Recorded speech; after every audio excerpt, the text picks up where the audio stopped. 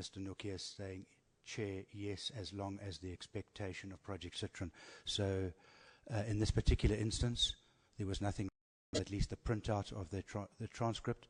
So I've used that as it stands on the Commission's website.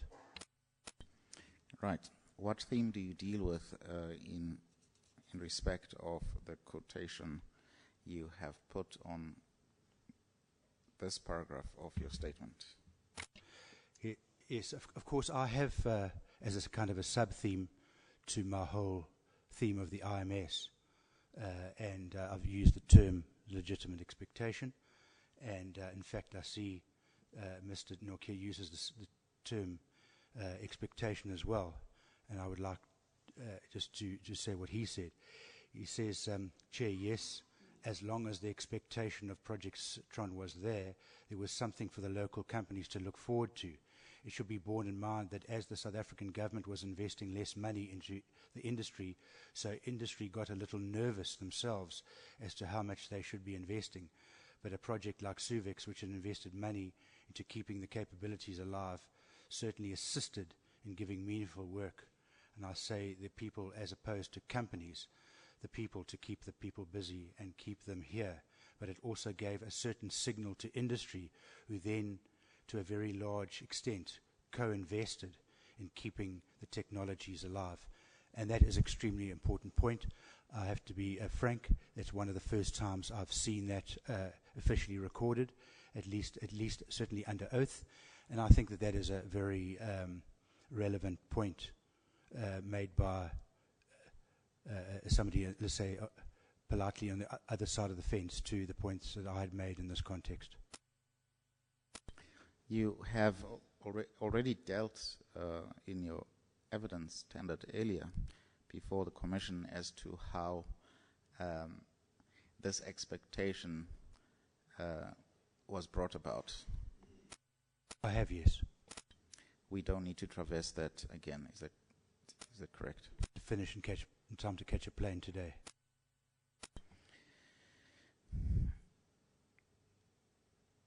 But perhaps just to refresh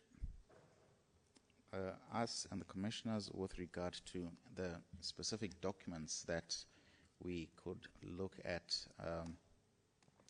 where it appears from the documents issued by the DOD that there has been a nomination, first of all, of ADS to provide a combat suite, and that with the subsystems relating to the combat suite, there are certain companies that have been either nominated, designated, or recommended. That's certainly true, using the correct term, nominated contractors in terms of the RFI phase, candidate suppliers with only C-I being indicated as a candidate supplier. That's in terms of the request for offer baseline, including the combat suite user requirement specification. But that's in phase Citron, what I call round 2, but certainly in round 1, and I think I have at least addressed, that this was a continuous project. That was just the original documents referring to our company actually were issued by Arms Corps, the official, manager of the acquisition process, and the program plan then is a document to which I referred in that context. Right. In paragraph 674, you deal with the SMS or the system management system that you have talked about also earlier in your evidence. And in that regard, you refer to another passage of Mr. Nokia's evidence at page 4901 of the transcript. Yes, that's correct. What do you wish to address with regard to the SMS? Okay, my contention is that the process was, first in my view, unfair, probably irregular, and and also that on at least the face of things, that we should have won that, so based on price. So I'm just now trying to say what one of the initiators of that competitive process was Mr. Norkie himself. So it's important to put it in the context of his own view.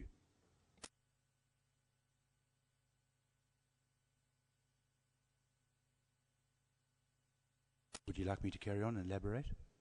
Okay, as he says, I'm just reading this out from our witness statement and not going to the transcript. He says costs was a major driver of the whole negotiation process. Well, of course, and that was, you'll see why I'm with the point that I'm coming to with regarding to costs. And in fact, I think he uses the term, yes, it's in paragraph 676. So if I just may, while my train of thought is running here, just go, they're fairly short sentences. So anyway, clearly the whole thing of costs is the major starting point for these competitive quotations. There were only two companies who were asked to bid, and that was ourselves and ADS, extremely late in the day, 13th to the 15th of April, just 1 month before the best and final offer phase. And that is clearly because they weren't getting ahead, even in the negotiation process of getting prices down. It's put in the context they'd already solicited two prices from ADS for the SMS. One was 64 odd million, and I think the other one was in the 40s. I think it was 48, but it was in the 40s. Anyway, clearly, as he himself says, I don't have, unfortunately, a page number, but I think it carries on from the previous one. I can certainly find it if I'm asked to do so. But clearly the context is we were asked to quote, because he says we were also bumping heads with ADS regarding the price of these particular systems. In support and application, I mean, that's I think what I meant there was is why they went out on competitive tender. And it's a word that I used yesterday, but to show that the other a member of the project executive, being the project officer, was, as they say in legal speak, on all fours with his program manager. He says, unfortunately I've got a page XX here, I'm sorry about that, but we're coming to his evidence later after this. And he says, well, in summary, he was saying that we had gone out on tender for the SMS, which was correct. Indistinct price was simply untenable, and we did not accept it, for it wasn't value for money. So the important point here, so we called their bluff, and we said, okay, well, we'll go out to tender for this, internal tender, indistinct, provide your offers to us by 16th of April against the specification which we wrote, and we subtracted out of that specification to make it a cheaper option for us some of the non-essential items from which we had either to consider to be part and parcel of the SMS in terms of technical scope. So that accords more or less identically. Of course, there is one mistake, and it seems to be small, but it is fairly fundamental. As he says here, he says under oath, it might have been a mistake. He says, provide your offers to us by the 16th of April. That is incorrect. It was by the 15th of April, and that was important because this was a competitive tender with a deadline of 5 o'clock Johannesburg time on the 15th. And allowing it to happen, of course, allowed, in my view and other people's view, our price to get to ADS and allow them to decrease their price in such a manner, a convoluted manner, of course. It wasn't directly less than ours, but still in some way it was. I think I'll just pause there and let my evidence leader lead me. You say the 16th, or the error, as you point out, of the 16th of April, although small, it might be fundamental. Why do you say that in relation to the closing date for which these offers were supposed to be handed in? Yes, well, when there's a competitive tender, and I have traversed the documents, including the German frigate consortium actually administered this process on the JPT, the Joint Project Team's behalf, and I think both the JPT instructed GFC and the GFC instructed ADS and ourselves to supply our competitive quote by 5 o'clock on the 15th, which we both did, except that they were allowed to reduce their price, ostensibly on the making of a mistake, but that doesn't matter in my view. Of course, there can all kinds of explanations and the why-fors and wherefores of how one reduces one's price, but they did so. They did so the next day. I've indicated that letter or that facsimile written by Pierre Moineau to, in fact, I think it's written directly to the Joint Project Team, and not necessarily, well, it probably is copied to the GFC, but it's written directly to them, and it's actually been indicated by Admiral Com and his responses that yes, they allowed ADS to reduce their price the next day. But as I have said, and also as Admiral Nick Murray, Captain Nick Murray testified in his Section 28 transcript of his interview under oath, that our price was specifically made available to ADS, and of course, it's by dint of logic, that they did allow the price to go down, and I don't believe that is correct in a competitive tender situation. At the very least, that there has to be a kind of, the JPT and the whole process was quite adept at best and final offers and best and final offers and best final offers in multiple rounds. So at the very least, there should have been another fair and transparent round of tendering, if that was going to be allowed. So when ADS was allowed to submit a different offer on the 16th, your company was not invited to do the same. We certainly were not. In fact, we never even heard from the GFC or the JPT or anybody until, in fact, in the context of the IMS mainly, I introduced a document written by the chief of the Director of Naval Acquisition, Admiral van der Schyff, and only much later than this, it might even have been more than a year later, only on our direct inquiries did we ever even find out what happened to our quotation, let alone that it wasn't even accepted. Turning to the next paragraph, going forward, you mention what Nokia says. No reference is made to the page of the record where you say, as I mentioned, that was one of the lower level and the strategically less important items of the combat suite in the integration. To what do you refer to here?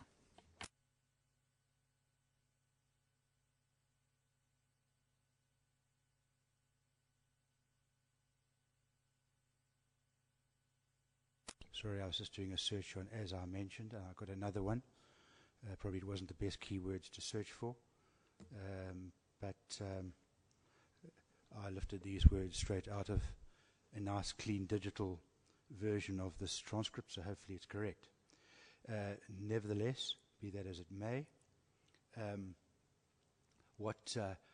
unfortunately, these are Fritz Nokia's words, and as I have used them, they don't mean anything specific unless I explain what they mean. So, but I think I did at least traverse this fact regarding the SMS, and at risk of analysing the written evidence before us, it goes to the point of the so-called risk of that was identified in the SMS report, where it says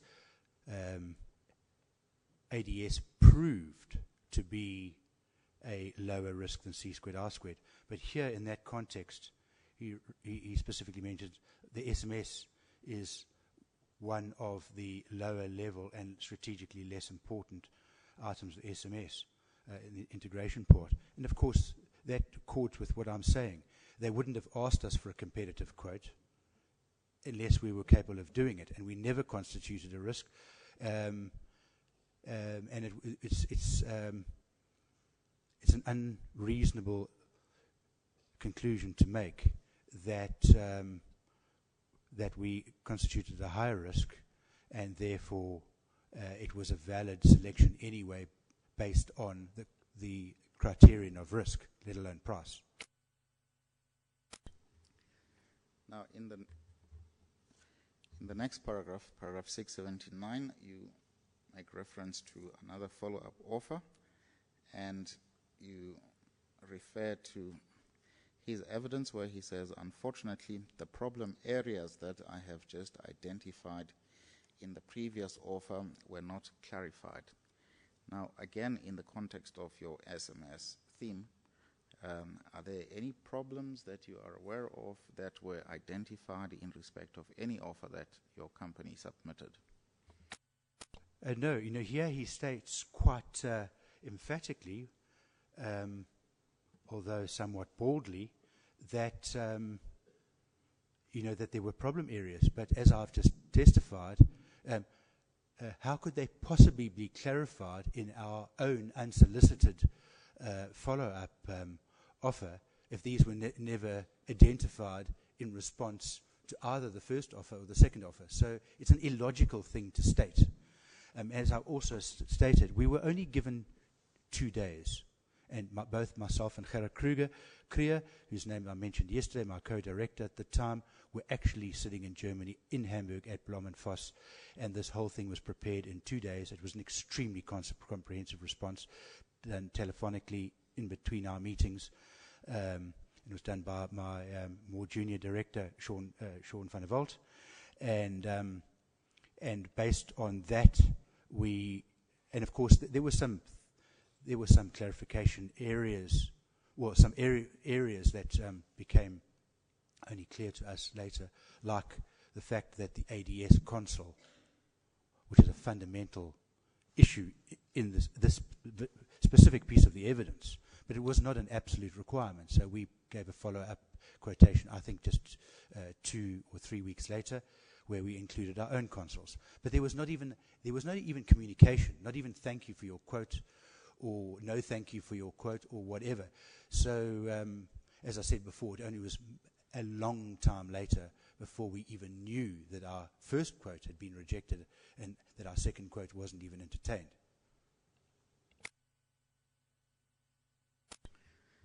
At paragraph 680, you say Mr. Nokia makes a number of important areas in his evidence which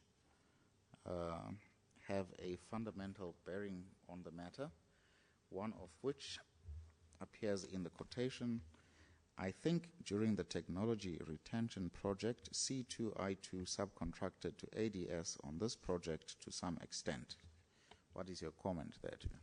Well, the point is probably two, is that sort of one side of the coin is if we had, well, actually, there are actually 3 sides to this coin, strange situation.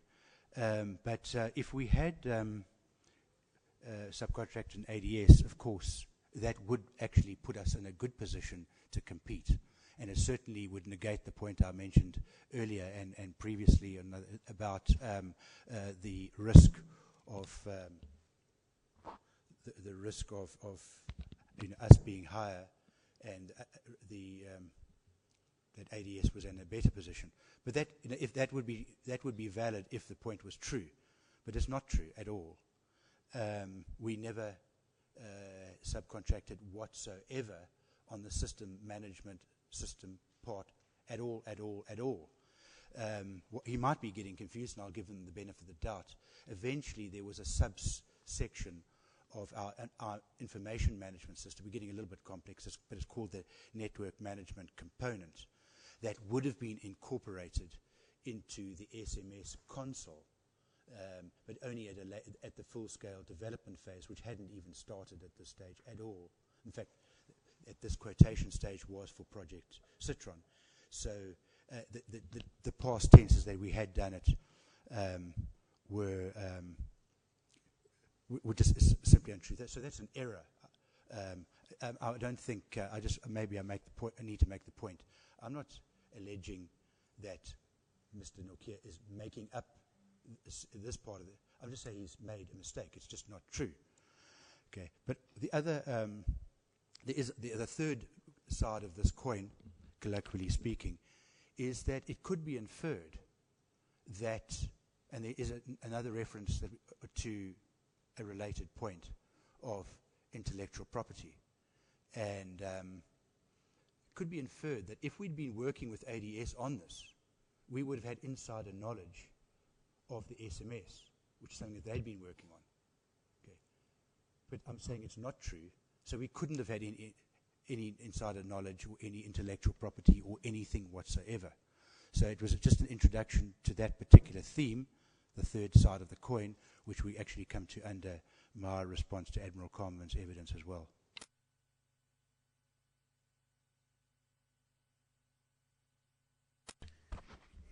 You continue at paragraph 61 that Mr. Nokia very pertinently fails in his evidence and in his report regarding the selection of the SMS that ADS changed its price after tender closing date. To what do you attribute this? Sorry, I need you to clarify. To what do I attribute what? The statement you make in paragraph 68 that Nokia fails in both his evidence and his report regarding the selection of the SMS that ADS changed its price after tender closing date. Well, I can't say that I know every single word of Nokia's evidence. Let me see how long that is. It is, the document looks like 401 pages, but the reason why I want a digital version so I can search on relevant points and at least come back to them. I cannot remember seeing him testify in these proceedings anything to do with the fact that ADS was allowed the day 23 hours after the official closing date of coming back. I think that is something. First of all, I have ventilated that very issue before, so it's certainly something to his knowledge. But the second part is that the report, as I've referred to his report, unfortunately that report, I have addressed that as evidence or introduced the evidence, of course, as a discovered document. It doesn't have a name of an author, but I do know that it was a report on the selection process for called the SMS and the NDS, and it was submitted to, by then, at least the General Manager of Acquisition, Mr. Siputomo. He might even have been the CEO by that stage. I think so. And under a covering memorandum, I suppose that gave a date. But that's the report to which I refer. Maybe for the record, it may not have been a report that he wrote. It might have been written by somebody called Lewis Matheson, who reported to Mr. Nokia, but maybe I need to say it's the report of which Mr. Nokia is intimately aware.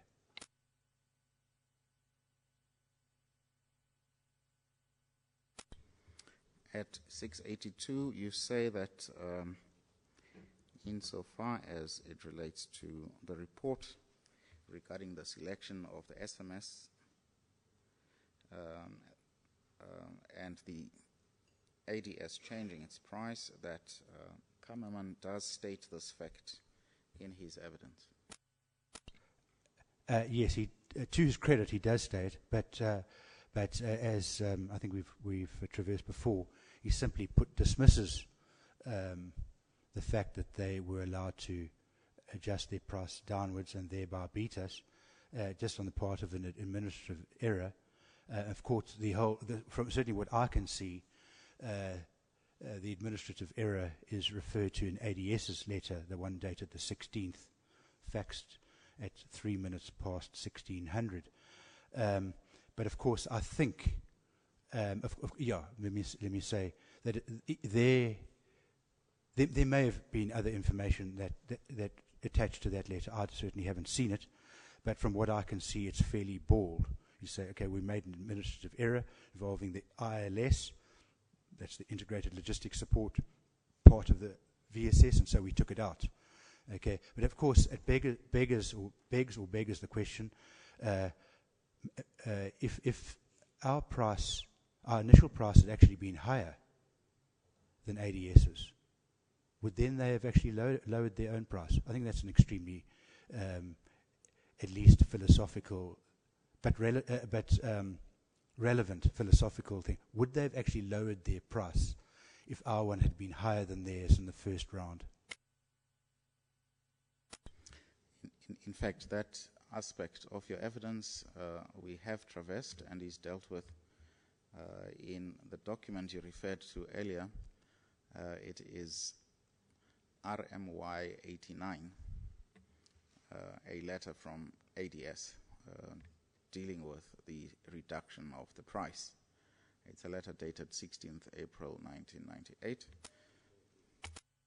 Perhaps just for purposes of the record, that RMY 89 is at page 1597 in file 5.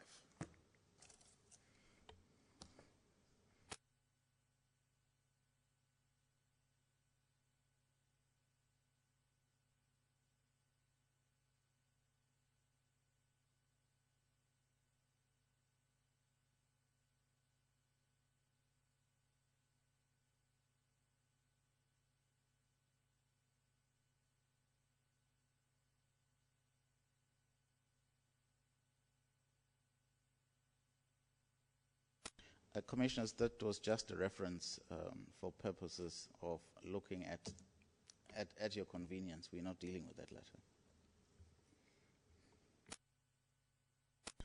Now, this brings us to 683 of your statement, paragraph 683, regarding or dealing with Mr. Fritz Nokier's explanation regarding one of the problems of your SMS quotation. Do you want to deal with that, or is this a matter that you have sufficiently traversed? I haven't dealt with this at all, so I'd certainly like to deal with it, if I may. Yes, you may. Okay. Mr. Nokier's explanations, I think the explanations are plural here, and as far as I remember, that was before this commission, but I stand to be corrected if it was in another forum, is that there were 3 or 4 points of why our offer was not acceptable, other than the direct result of price and price changes and the adding out in the 12.05% markup. The first one is he claims that one of the items that we included was customer furnished equipment in our quotation. Now, hopefully I have qualified myself as an expert, not only in databases, but in providing quotations at least to the Navy, to Arms Corps on behalf of the Navy. And the whole issue of customer furnished equipment is a very relevant and ubiquitous one, where it is relevant. And in this particular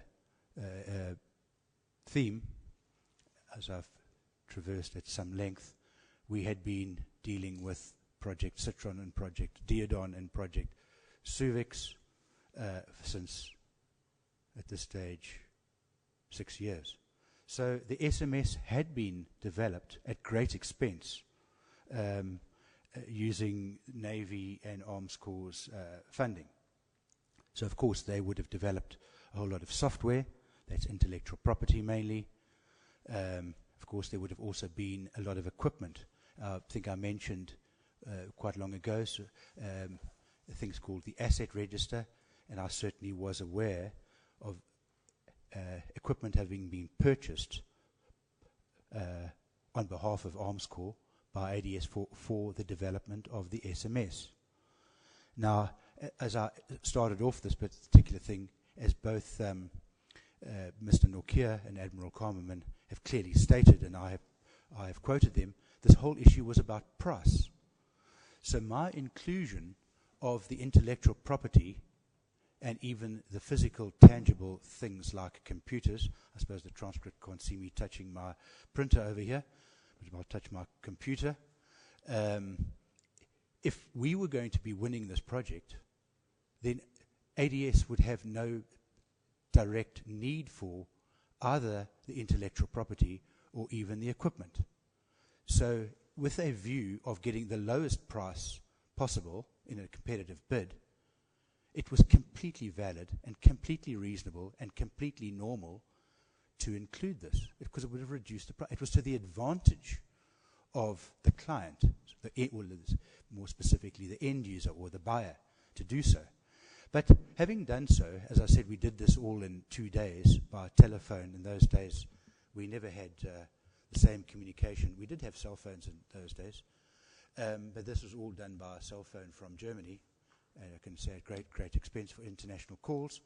But issues like CFE were included bona fide, in good faith. If this was a point of contention, why was this never ever discussed with us? In fact, why does it only come out now, 15 years later? As far as I can remember, it was never even addressed at the public protector hearings, although I will agree that Prince Nokia did not testify there. But it also did not come out of the report that he wrote to his boss's boss, that's Sipho Tomo. Why did it only come out now? Okay, clearly it is because they're looking for excuses, and now maybe that is something patent. But anyway, this is not in. I'm providing the context and the explanation of why it's relevant. It's in Mr. Nokia's own words, or own documents. So I think I have, and of course, the point is that there was software, which is intellectual property. When you make a copy of a piece of software, it doesn't cost you that much.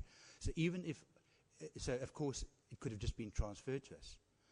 If, which I didn't know, that some of that intellectual property was owned by ADS, which I don't think it did, because I've never seen any reference to it at all, why weren't we just told? No, this is problematic because ADS did some of this work at their own expense, and you can't divide this piece of software in half and give us half and they keep their half. But just tell us that. They never told us that for 16 years. There has to be something relevant in that omission.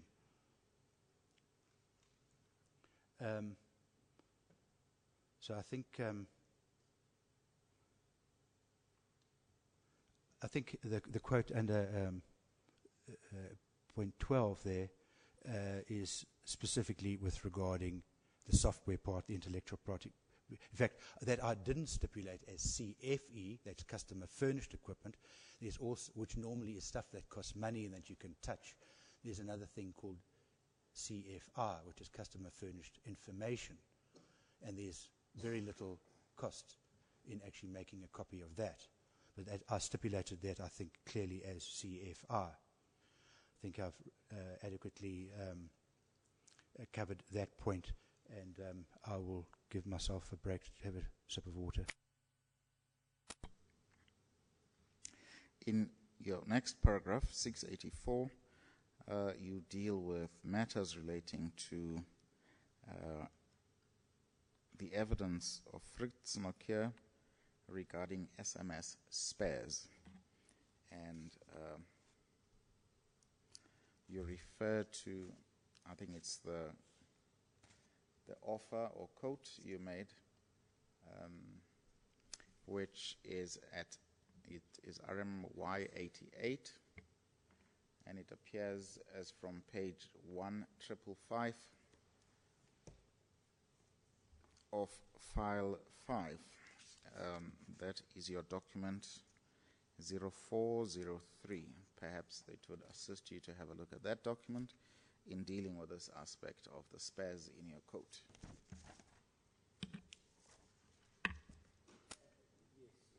Assist me, but I see it's a 42-page document, so I will only really refer to it by way of evidence, which I've tendered and hopefully is on the record, without me traversing all 42 pages of it. But I think what I say in my witness statement, and of course I did this part of my witness statement much, much later, so I have done it with a little bit more detail in the witness statement itself, and not just relying on pointing at evidence documents. But if I may start at what Fritz Nokia says at my paragraph 684, and I see I haven't referenced the right page because I think it's all basically a continuation, but I took the opportunity of doing a digital search and found the correct page. I think, yes, page 5164 of the public hearings, and so I see some of the, at least some of what I'm referring to now is referenced on that page.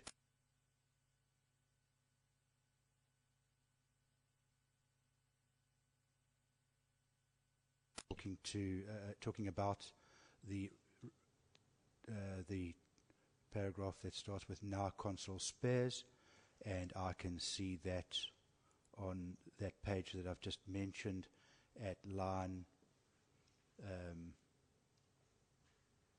let's say they're starting at line 15, and it seems he says there at item 10, and he quotes, "This cost estimate includes the material and manufacturing cost for 4 VMCs, but excludes console spares."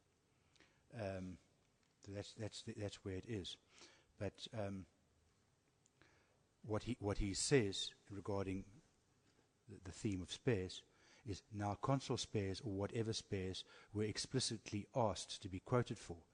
The formal quotation figure that we have seen at the beginning did not include a price for spares, and therefore we either had to guess what the spares were, and then if I've indicated there's a continuation. I certainly will elaborate if I need, but this is simply untrue, because as my quotation says, under paragraph 4, section 14, it says there explicitly, this cost estimate includes onboard spares for 4 systems and ashore spares for 2 systems for 2 years, but excludes commissioning spares. Now, I'm taking myself back 16 years, but from what I can remember, this is exactly what the GFC's request for quotation required, and that's exactly what we quoted. The particular figures that come out of the document, which I think I have in front of me. Let me see if that's bookmarked. No, it is highlighted somewhere, so I'm not going to waste time to try and look for it right now, but I will certainly do so if I asked to do so. And but that the document itself, the actual formal, well, let's say the detailed part of the formal response, specifically states item 14, unit log costs, that's logistic costs, spares per subsystem for 2 years. And that amount there, as I quoted exactly, is 646,028 rand. That's per system. Total log cost under item 15, spares for subsistence for 2 years, as 1,938 million rand. Now, we're not babes in the woods when it comes to quoting. We certainly, there are other people better than us at logistics, but when it comes to quoting even spares, We know how to do this, and those were adequate spares for everything other than the console, which I'll come to the next point. Yes, that is indeed the point I wanted to put to you, where he states in his evidence that the C-squared, I-squared SMS quotation did not provide for SMS console spares. What is your comment that?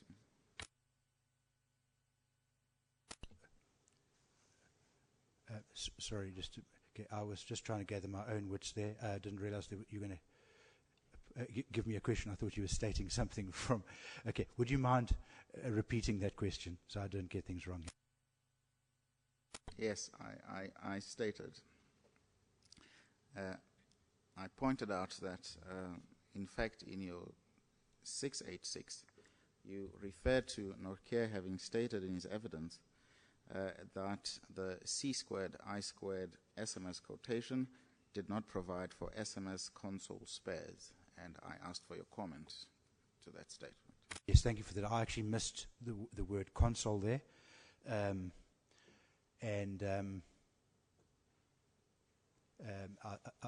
I specifically wanted to address that because, as I've just said, in our own view, we provided just under 2 million rand, excluding VAT, for spares, for onboard spares, for commissioning, well, not for commissioning spares, but for ashore spares.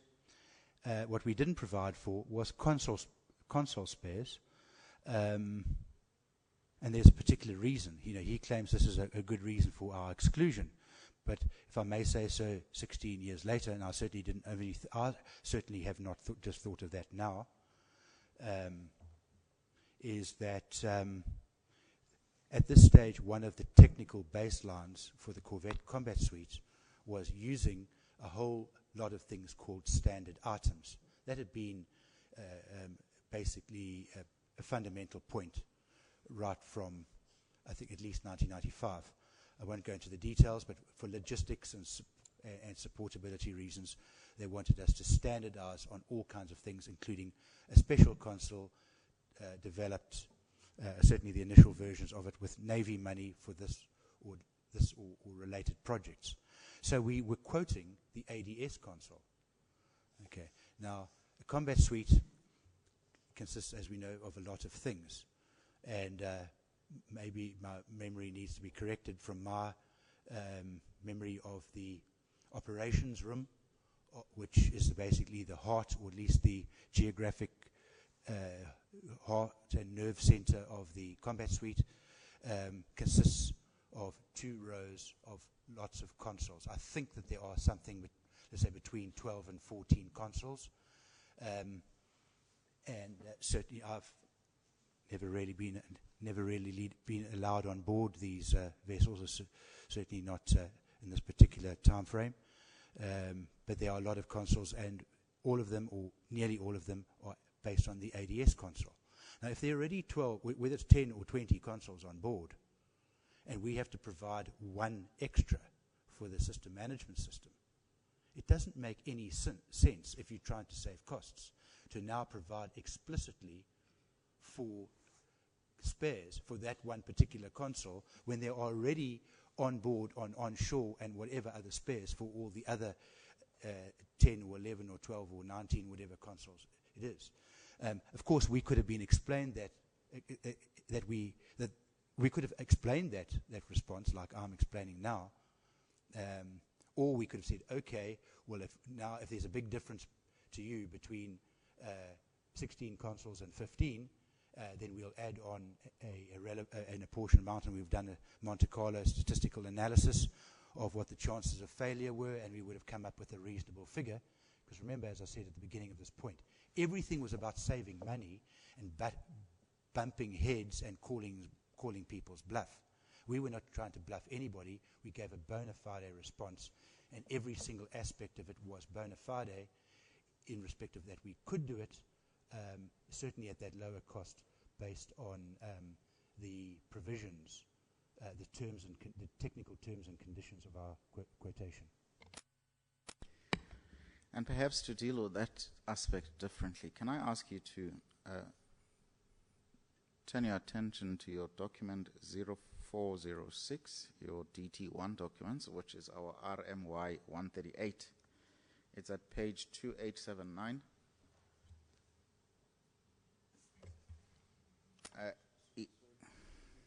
My reference number again. It is 0406. Our RMY 138, page 2879, is in a file marked File 6 Continued. Have you found the document? Yes, I think we actually found that one earlier, and that's the one I didn't want to refer to in detail. But that's our quotation, am I right? Yes, there's something I need to draw your attention to on that page.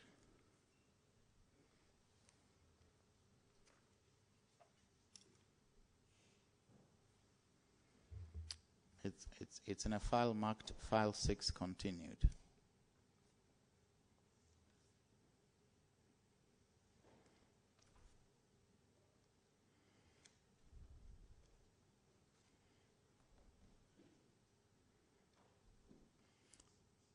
File 6 Continued.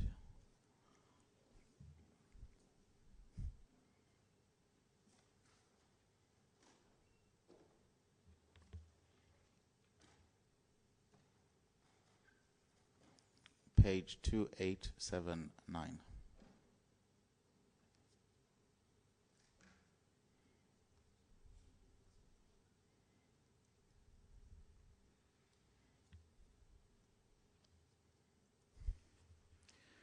Right, Dr. Young, you'll see that the first page of that document, it is at least it appears to be a fax cover sheet.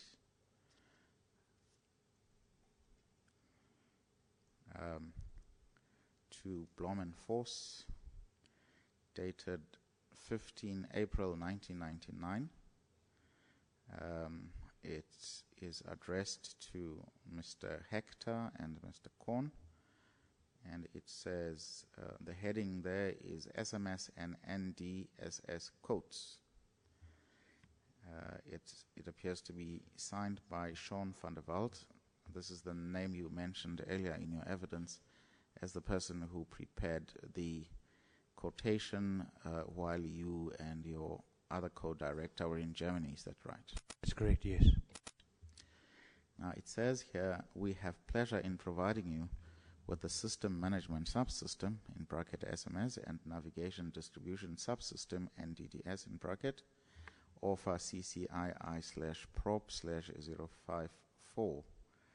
And it says, and I want to place emphasis on that paragraph, if you have any queries, please do not hesitate in contacting me.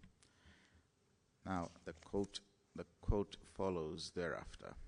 The quotation follows thereafter. Did Blom and Force or any other person subsequent to your delivery of this quotation ever make any queries or send any queries to you about deficiencies in your quotation? Certainly not in my memory, and I think I can state with a tending towards 100% certainty that there were no comeback, no queries whatsoever. As I said, the only comeback to us was many months later, when we wanted to know actually what was the outcome of our SMS quote.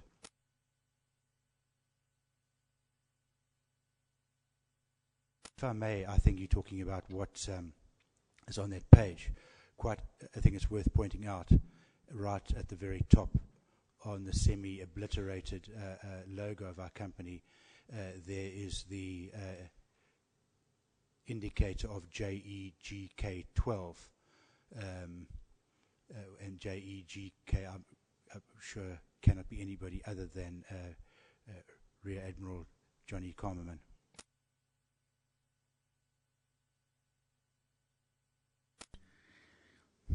Now, having dealt with that quotation, you then proceed to deal with the SMS report at paragraph 687 of your statement that it makes the following conclusion. ADS proved to be a lower risk than CCII of getting the task completed as outlined in the above points. Perhaps just for purposes of housekeeping, we should mention that the report, perhaps let me take you to the report and see if it is the correct report. It is your document 1052 and our RMY 87. It's a document we have dealt with previously. It is in file number 4. It starts at page 1553.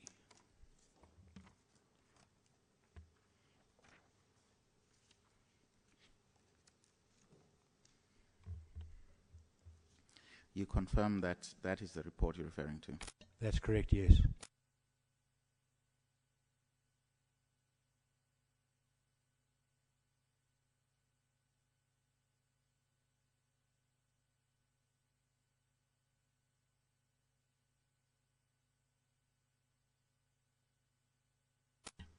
Now, the sentence you're quoting there, it is the sentence that appears under paragraph 6 of our page 1554, which is page 2 of your document. That's correct, yes.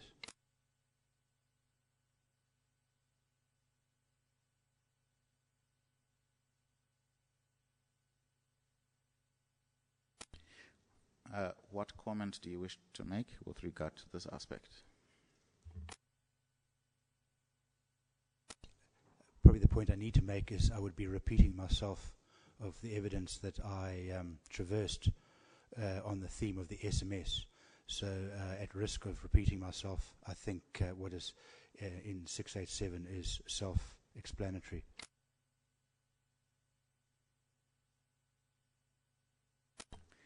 Now, would your response also cover the statements that you have set out in your paragraphs 688 to 690 of your statement?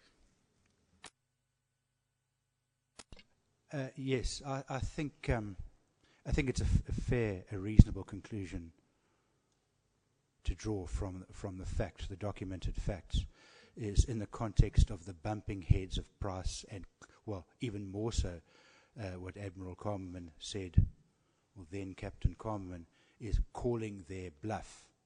Okay, so clearly, in fact, other people who have advised me in this have the same opinion. So it's not something that I'm completely, it's not my own personal, subjective, emotional response as well.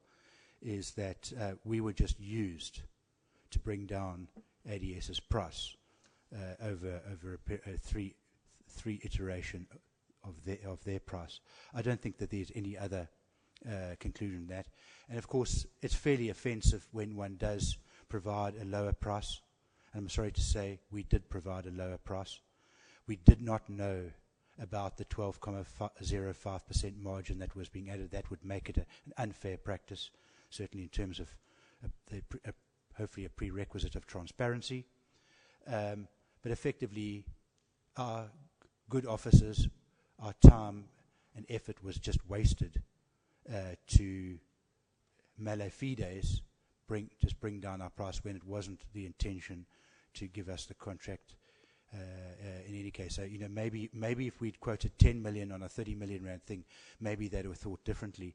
But our price was 26 million and ADS was 29 million, and I think that was a fair price, and I think the points that I've made are reasonable ones to conclude. Anything else you wish to add that appears at 691 and 692 of your statement? Yes, was 690. I think in the context of the SMS and of course the NDS, even the IMS. In the IMS, we're talking about an issue of say 30 million rand, excluding the famous IMS study at 12 million rand. even here with the SMS, of the difference in the eventual price of 29 million compared to ADS's original 64 million, that's another 30 million. The NDS, and I have recorded these price differences very just above this point, but a price of 45 million for the NDS compared to our original, not our original, our final price of 50. It's small, very small potatoes in the greater scheme of things of 2.6 billion, and especially the enormous price for the combat management system, the TAVITAC of about somewhere between 320 and 350 million alone, and the something in the region of 450 million, which is what Thompson and ADS would be getting for system integration and project. Now, what's relevant is other than project management, was, as one can see, is only alluded to in Pierre Monod's documents about. In fact, he says instead of fighting about 100 million rand for project management, whatever, then he offers our mother company's special price. But there's never any negotiation done in respect to those enormous amounts of 450 million or 350 million. They're concentrating on the smallest of potatoes, being the SMS, the NDS, and the IMS. So something just doesn't feel right to me here, and the only conclusion that I can make is that whoever it was wanted Thompson ADS to get this thing, and it didn't really matter in the greater scheme of what their prices were. It was only at the final furlong when we were negotiating the small potatoes, the larger ones were already well embedded. And I think that is a valid point to make.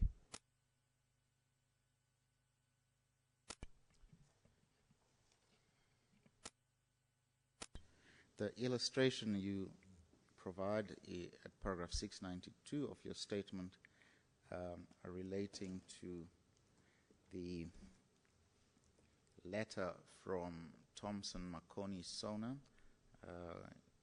vis-a-vis the price that ADS and Thomson CSF quoted. What point do you wish to drive across there? Well, it's in this context of bumping heads and calling bluffs and concentrating on the smaller price issues rather than the larger ones. Now, we've talked about,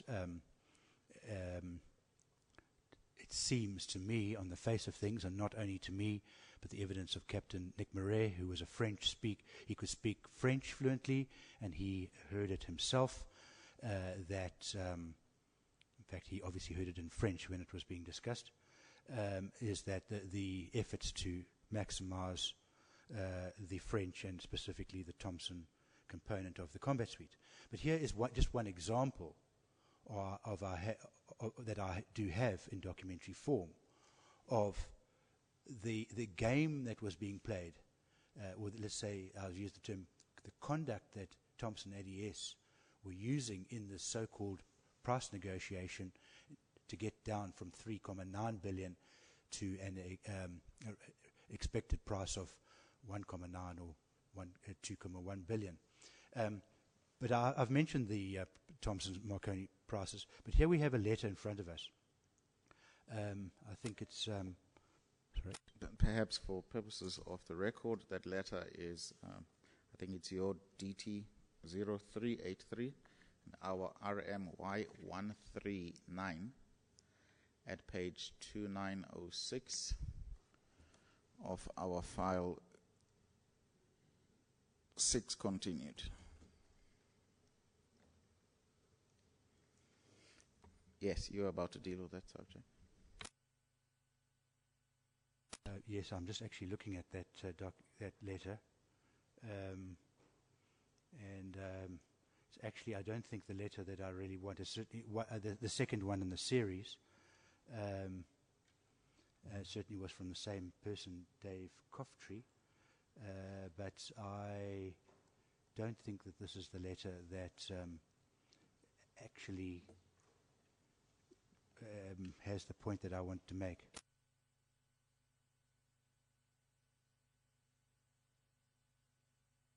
It's certainly relevant, but it was it was the first one that had a higher impact than this one, although this one still has content which are interesting. You will find that letter and copy it for us. Yes, it's on the record. I think we even have, probably why I didn't copy it here is because it's a document that I've opened up before. So if we go back to my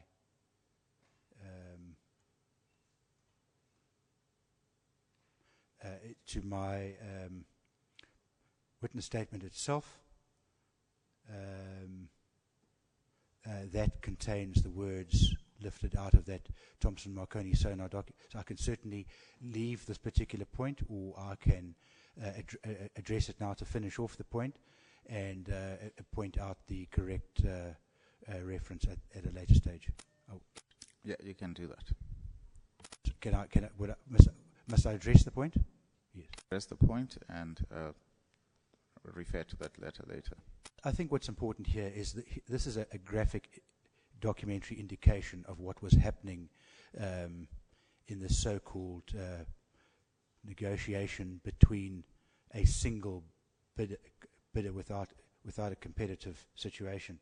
Anyway, Dave Cofftree, hopefully I've got his pronouncement right, of Thomson Marconi Sonar in the United Kingdom, writes a letter to I think the letter is written to Thomson CSF, copied to ADS, like the second one.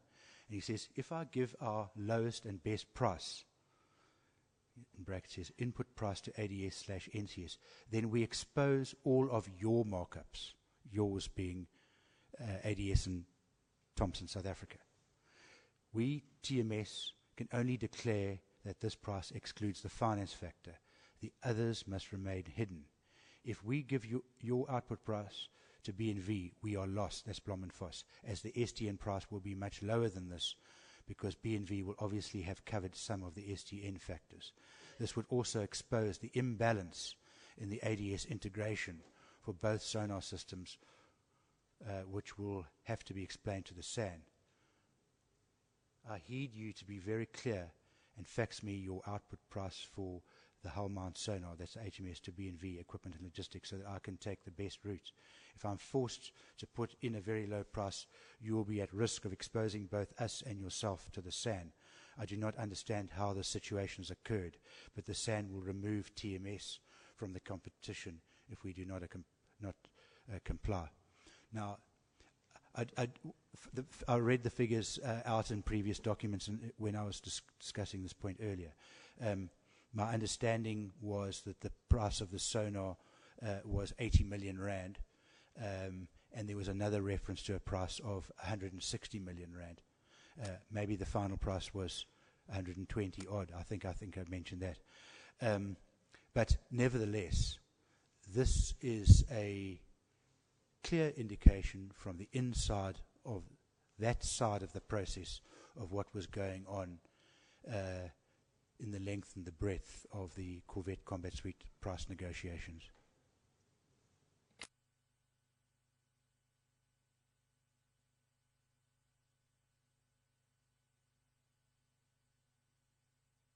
I'm sorry. Where does that quotation come from? I've got RMY 139 in front of me here on 2906. I don't find that quotation.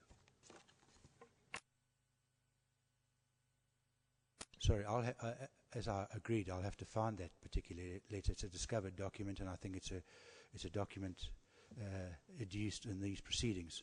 There's a series of two, of which this is the second one. And I can either stop what I'm doing now and find them, or I can do it as my evidence leader suggested. I do it at a convenient time. Commissioner Musi, we had, in the course of dealing with this aspect, when the witness realized that this is not the correct reference, indicated that we will provide the document. We just need to close off this point for purposes of proceeding.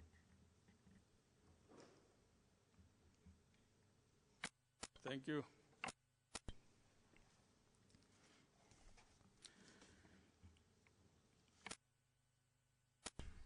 Dr. Young, having dealt with that aspect, that brings us to the conclusion of your dealing with Mr. Fritz Nokier's evidence before the Commission. Is there anything else you wish to add, perhaps before we move to the next witness?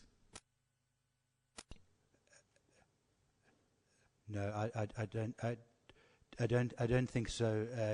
Especially in the context of trying to finish today, of course, I would have liked to address the witness statement in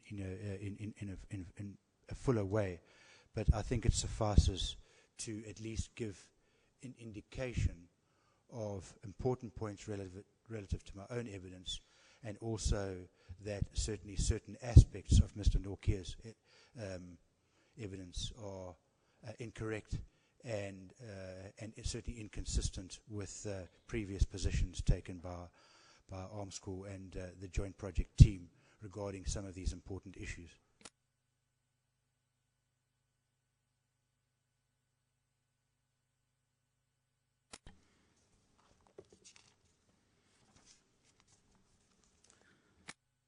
Yes, could we then proceed to deal with your next paragraph of your statement, which is 693. The theme addressed there is Kammerman's evidence to the APC. It starts at 693, page 180 of your statement.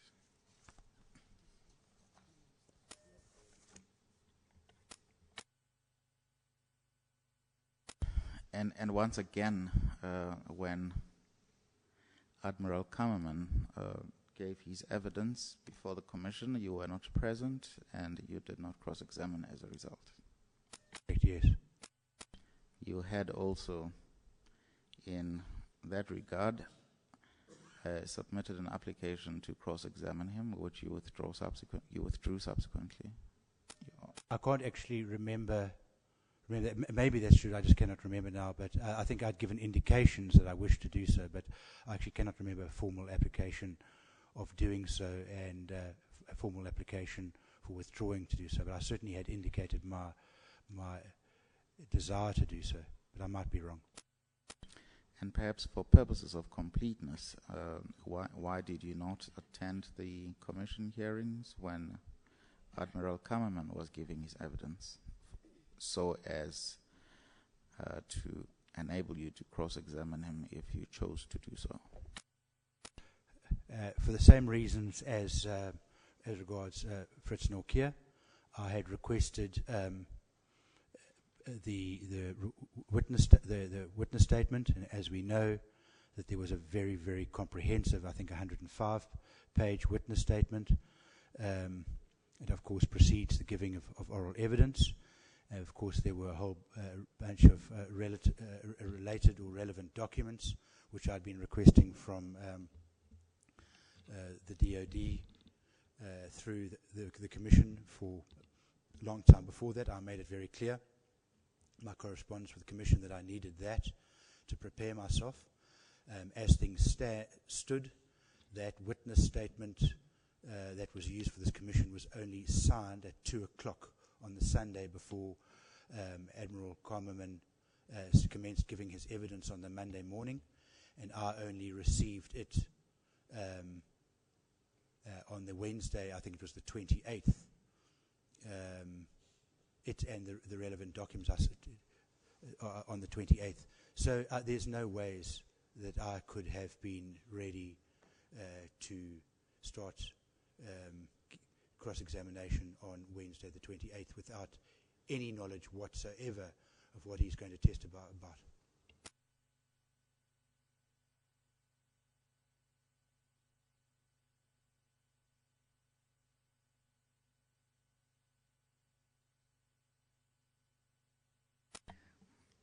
You have, in the course of giving evidence, dealt with some of the issues I believe that you wish to address that are set out in this section of your statement, but perhaps it might help to just, as we deal with each paragraph, see the extent to which you have dealt with the aspect and perhaps the extent to which you wish to expand on that aspect. And if you have traversed it sufficiently, we'll perhaps skip the issue. I'll try to follow that. It is relevant to point out that quite a lot of the textual part of my witness statement here was prepared in certainly very, very draft form by my previous evidence leaders, Advocate Skinner and Advocate Sabia. I know that they were taking notes, and I expected to get those notes, which I never did, but I eventually got whatever I got was actually in the form of a draft witness statement, which I only got middle of November last year. So it is a bit fraught for me because, if I may say so, it wasn't really, it certainly wasn't complete. I've tried to go through it as far as possible, but if there are errors, and just because I signed this witness statement, doesn't necessarily mean that it is the absolute, the be-all and end-all of my evidence. I would certainly, in this oral part of my evidence, be able to point out either the omissions or even the errors. I need to say that at the onset of this part of the evidence.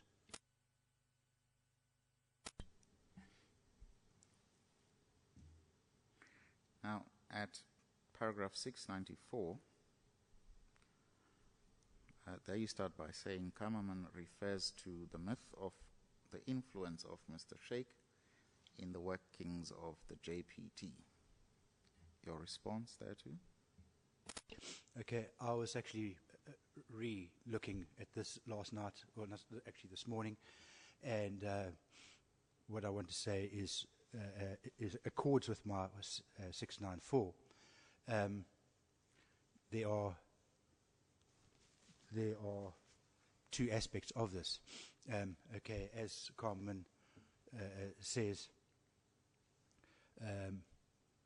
this is his own words, the myth of the influence of Mr. Sheikh and the workings of, I presume that is a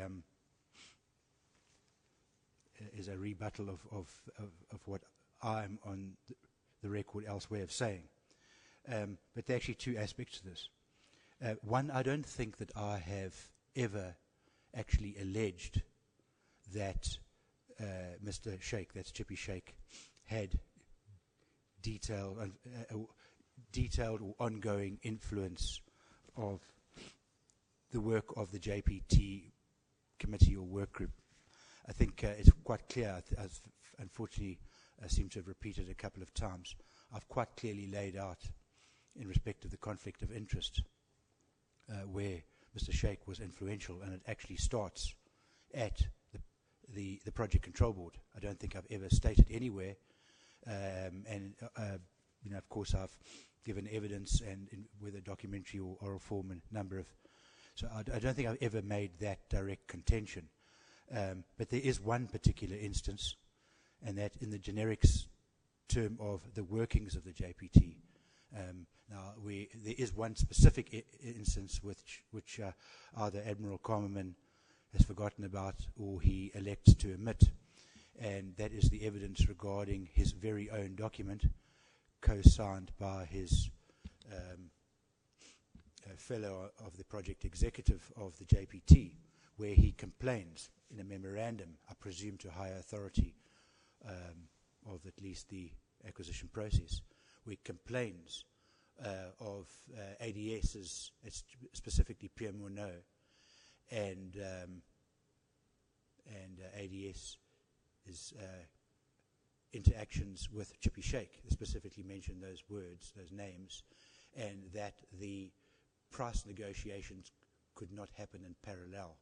Now, if it's true, and I think it is true, that it was the JPT's responsibility to negotiate the scope of work, scope of supply, and the price and everything else of the Corvette Combat Suite, and that was happening, then that certainly is a influence,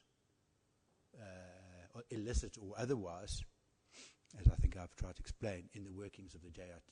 So there actually are two responses to that particular point.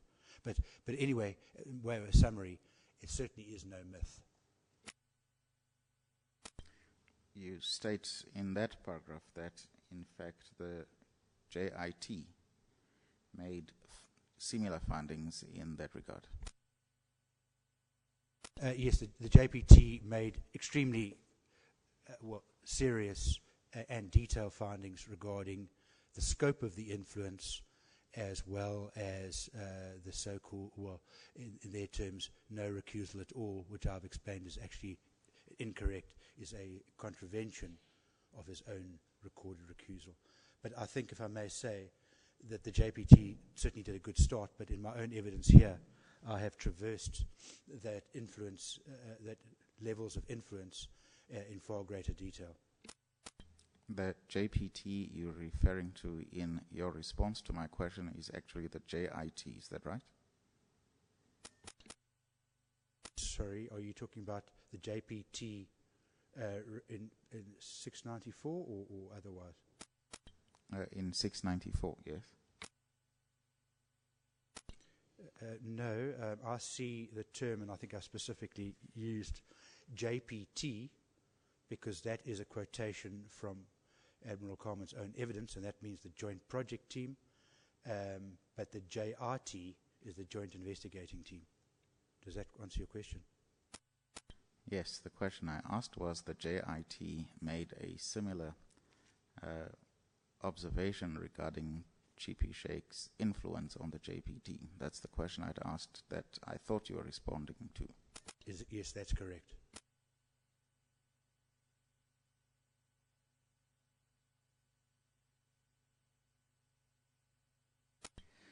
At 696, you say, Kammerman also fails to realize the import of Chippy changing the nature of SOFCOM into a decision-making body. What do you mean by that?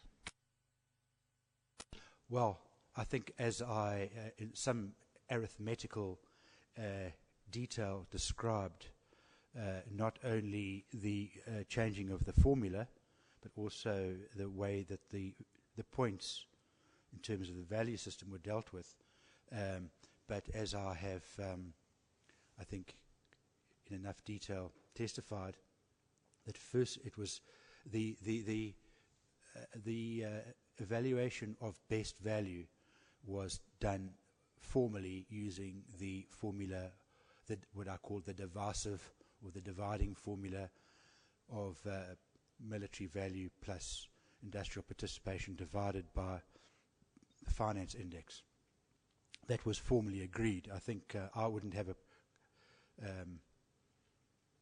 problem with saying that was agreed correctly, but it was the SOFCOM where Chippy Sheikh had actually, I think that this certainly is the way it's been advised to me, is he took the proposal to SOFCOM and changed the formula, what I call the additive formula, which is best value equals military value plus industrial participation plus financing index, and that was apparently accepted by the SOFCOM, but the SOFCOM was only a decision-making, it was not a decision-making, it was only a coordinating body, and even if it had been tried to constitute it as a formal decision-making body, my understanding is that its constitution was never accepted. And of course, SOFCOM does not exist under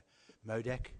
I think it only exists under, as a fact, a derivative of the Management Committee, or the IOMC, the International Office Management Committee, coming out of 147, MD 4/147. So the SOFCOM never had that authority to make that change of the formula, and if one uses the original agreed formula as well as the correct scored points, specifically in regard of DIP or Defence National Participation, that Bethan rather than the GFC would have actually won, and I don't think that point has been made by anybody other than me. And you say this point is supported by the German bribery memorandum that you have referred to. Is there anything further you wish to say? Yes, of course, specifically for the I'm context. sorry. Advocate Sibego, you're fading. You say that in that same paragraph that the point you're making is supported by the German bribery memorandum that you've already referred to. Yes, that's true, but just to finish off this point gracefully, is it's clear that almost from every other formal and proper selection process that the Germans didn't win, where in fact I think Admiral Coleman refers to 4 rounds where the Spanish were the highest bidder, and even at the end of Citron round 2 or phase 2, the Germans wouldn't have won.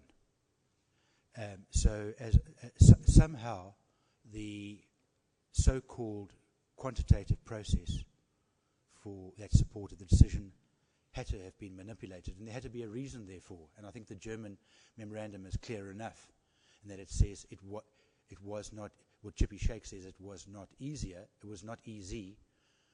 to swing the decision from the Spanish to the Germans. And of course, that would support my contention of how the committees and the influence that Chippy Shake had allowed that to actually happen, let's say, off the radar of the formal acquisition authorities. At paragraph 697 of your statement, you state that Kammerman, when dealing with the issue of the ownership of ADS and my apparent concession that ADS was the only company capable of acting as naval partner, misses the point you are making. First of all, what point are you making?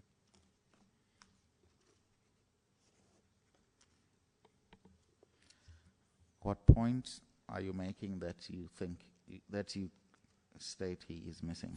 Again, I'm working from memory, and a point that I had made in in fact, I think this is the famous letter read out by certainly a Department of Defence team at Scopa, and is referred to, I think, in Chippy Shake's evidence here, as well as far as my memory is concerned, is used by Admiral Coleman as well, where I acknowledged ADS as, first of all, being the only company that could act as this naval partner to for the combat suite. And also there's another reference to saying where I acknowledge ADS as my contractor. The point I'm making is that only in the context of ADS, Altec Defence Systems, not the French owned, is the nominated contractor for system integration. So by that acknowledgement, it does not mean that that all other endeavours meant that ADS had this exalted position.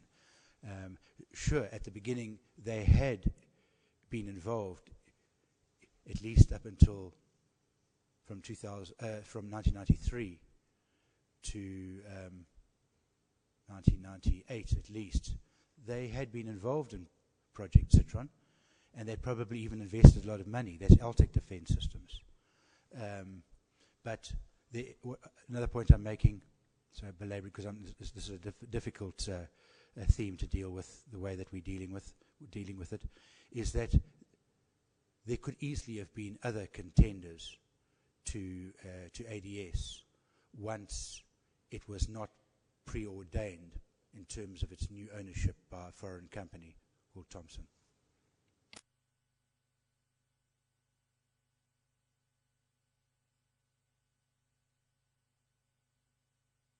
I think just while we're gathering ourselves, including myself gathering myself, is, as I've said here in the last point before, of 697, C squared I squared could have taken a major role in the system integration, of course, with a partner like British Aerospace or STN Atlas or Celsius Tech or even other South African companies.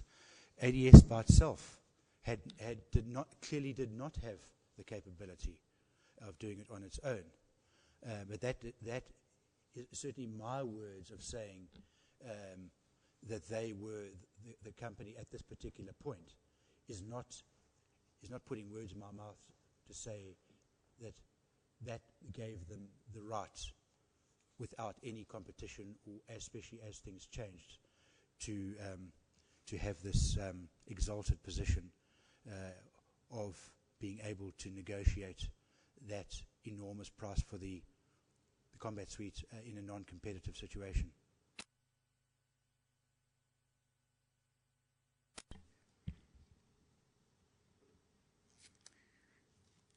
Now, in the last sentence of that paragraph, you make a comment that ADS, after being taken over by Thomson CSF, was no longer a truly South African company, as a result of which it could not qualify, perhaps in the greater scheme of the RFO, where the combat suite was supposed to have been supplied by a South African company. Why do you say that? Yes. In its original incarnation, Altec Defence Systems qualified as a nominated contractor because it was a truly South African company. It had participated in the project from 1993.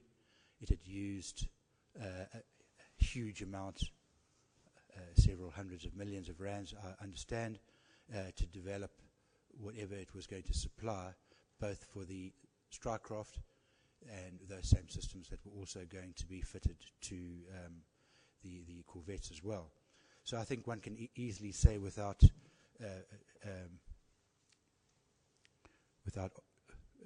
opposing argument that Altec Defence Systems was truly a South African company. Certainly, as I've contended, is that Thomson, and we've seen in terms of their own documents, specifically bought ADS in steps in order to get the combat suite contract, and they did it in phases of buying 50% in 98 and another 50% in 99, and certainly at one stage, my understanding of is that they actually bought, Thomson of France actually bought all of the shares, all 100% of the shares. So certainly at one stage, ADS was a 100% French-owned company. Only later did they then give 20% of it to FPS, and indirectly, well, 30%, I believe it was, might have been 40, to Thomson CSF Pty Limited, which was partly owned by Kobe Holdings, which actually meant that Kobe Holdings effectively owned an equivalent 20%. Okay, sure, one can say that that now 40% is owned by BEE companies, although BEE was not a stipulated requirement of the SDP. I'm sorry, are we not repeating this evidence? He has said it so many times.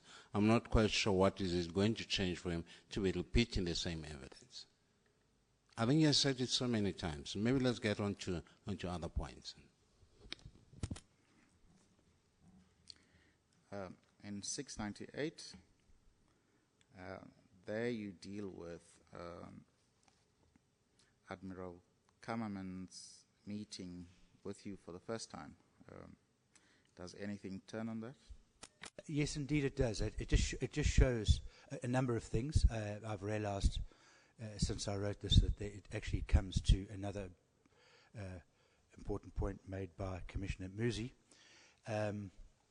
Anyway, it also shows that his memory is incorrect, and hopefully my memory is both correct and would supersede that.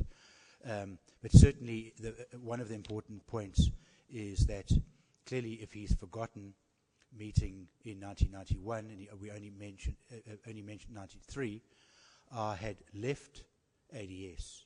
Oh, no, sorry, I never worked for ADS in that. I worked for UEC Projects up until January, 31st of January 1992. I actually gave my presentation to the Royal Institute of Naval Architects in December 1991. So if Admiral Kramer was correct in that he only met, well, he's correct, maybe he's correct in that he only can remember me in 93, then he couldn't be giving some of the evidence that he has given to this commission from his own personal knowledge, which is what Commissioner Musi took me on with respect of that particular point. And clearly, if my evidence is correct, well, put it this way, if my evidence is correct that he cannot remember, then he cannot possibly have any personal knowledge of either my presentation to RENA, which seems to be such an important point, nor the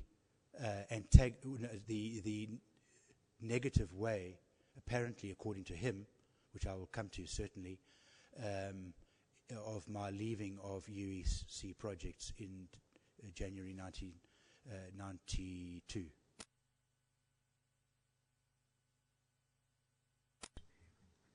In the next paragraph, 699, you refer to an incorrect assertion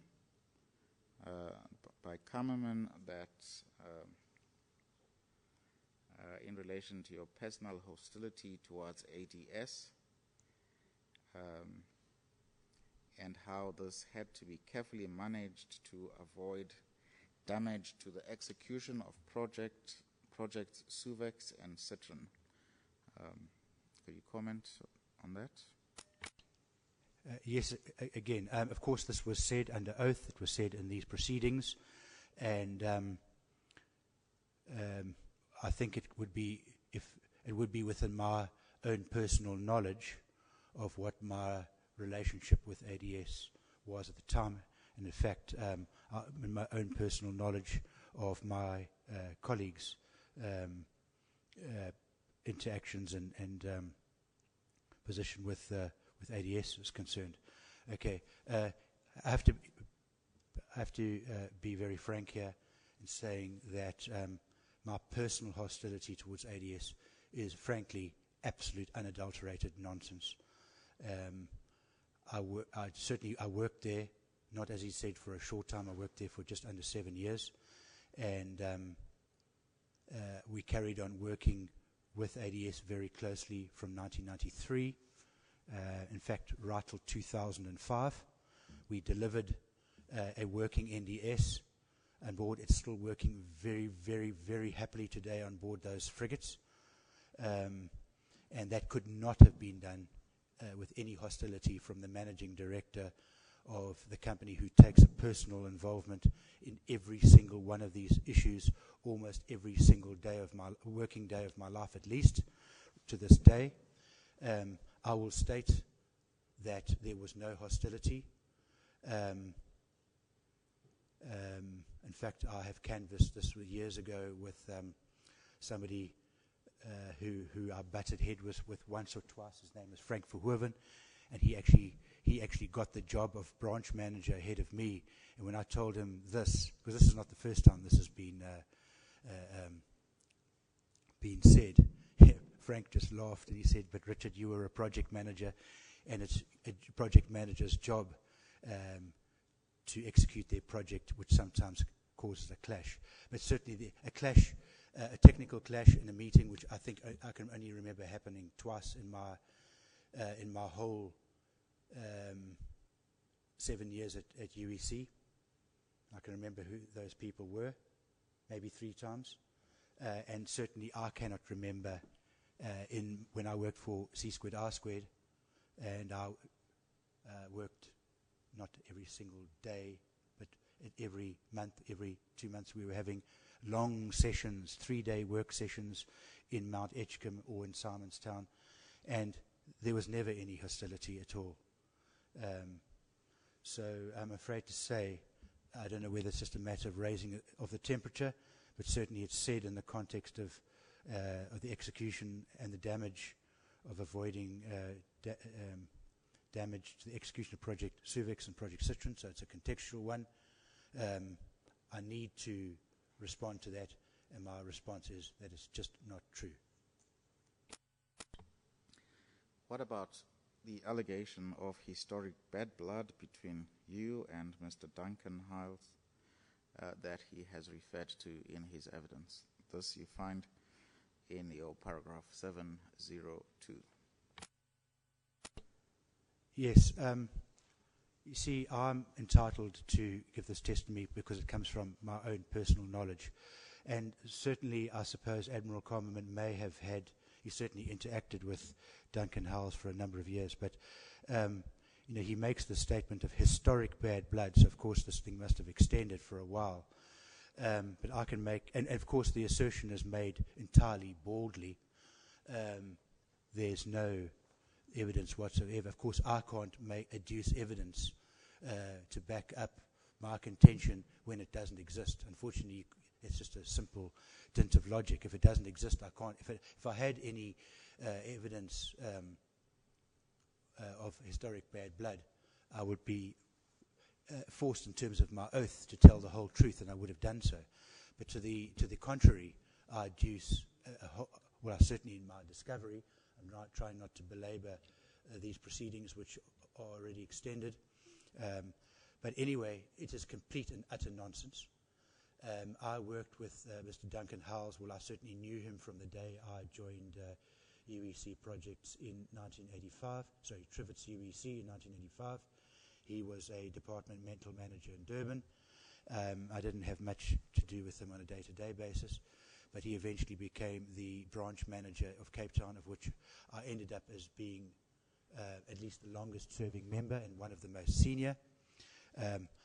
I was recommended, just to put this in a context, in almost the final days after, if I may call him Duncan, was very hurriedly promoted to the managing director, because his boss had also been promoted to LTEC head office in, it might be in Boksburg, but certainly in Gauteng.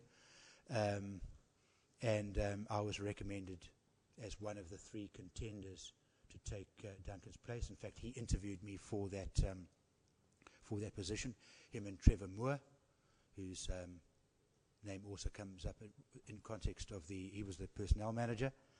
And Duncan and I had an extremely professional relationship. I think we're both engineers. He did an MBA.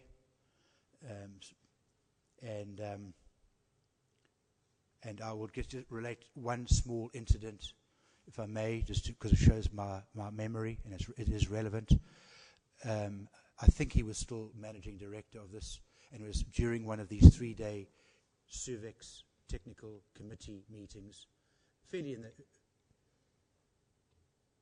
certainly wasn't in the later stage. And after the end of the day, I was walking out to my car past this is in Mount Edgecombe, a very big premises. It's almost like a campus, and he saw me walking to my car, which is a long way away, and he walked past me, and he just mentioned, "So Richard, I see now we're working together on Project Citron or Project Diodon in those days." And I said, "Yes." And he said, "Okay, that's fine." And he actually put his arm around my shoulder like this, like I'm showing, and he actually made sure he got into a military step. I think Duncan was a naval officer at one stage with the rank of lieutenant. And he said, "Okay, that's great. let's march, or let's walk step by step together in this without tripping each other up. Now, that's a small incident, but it demonstrates the way that we work together with both Duncan and with UEC in general. So certainly the historic bad blood is wrong in two terms: historically and blood, bad blood. I'm afraid it's just not true. Thank you. Maybe let's break for tea for 20 minutes. Advocate Sibek, I've checked this at the witness's statement. Most of the following paragraphs, it's a repetition. Can we try as far as we can to avoid repetition?